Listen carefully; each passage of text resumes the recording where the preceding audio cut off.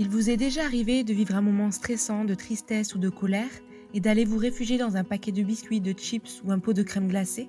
Si oui, vous avez alors mangé vos émotions. Se réconforter avec de la nourriture lorsqu'on se sent envahi d'une émotion forte alors que nous n'avons pas spécialement faim est un mécanisme d'adaptation que nous avons développé avec le temps. On utilise la nourriture pour nous remonter le moral lorsque nous traversons des moments de solitude, d'ennui, de peur, de tristesse.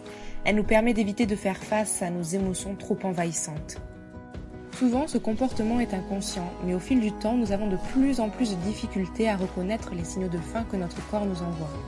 Tenir un journal alimentaire peut être un moyen au début d'identifier ce que nous mangeons, pourquoi nous mangeons et quand nous mangeons.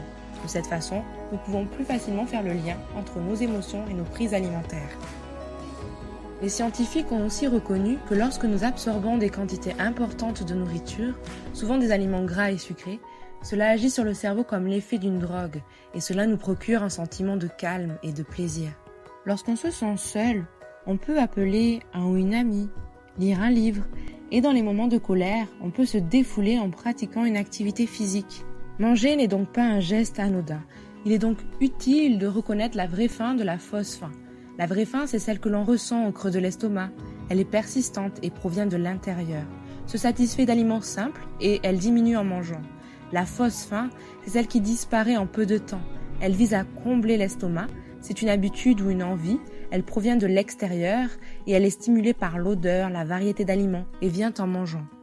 Le premier conseil pour retrouver un comportement alimentaire sain, c'est d'apprendre à reconnaître ses émotions, car en identifiant les causes du problème, nous pouvons plus facilement y trouver une solution. Le deuxième conseil est de prendre le temps d'évaluer notre faim et de se demander si nous avons vraiment faim. Par exemple, dans les moments de doute, nous pouvons boire un verre d'eau et attendre quelques minutes avant de juger si la sensation de faim est persistante ou non. Le troisième conseil, c'est de porter attention à ses choix alimentaires et avoir conscience de ce qui se passe dans son corps et sa tête, sans porter de jugement. Mobilisons tous nos sens pour être pleinement concentrés sur ce que nous ressentons et nous serons ainsi à l'écoute des signaux que notre corps nous envoie. Bien sûr que manger, c'est bien plus que l'action de se nourrir. Cela nous renvoie à des souvenirs de notre enfance, à des moments de partage et de plaisir. Et si de temps en temps il nous arrive de manger par gourmandise, il n'est pas nécessaire d'en faire tout un plat. L'important, c'est de rester à l'écoute de nos émotions et de nos sensations, de les accepter et de manger avec sérénité.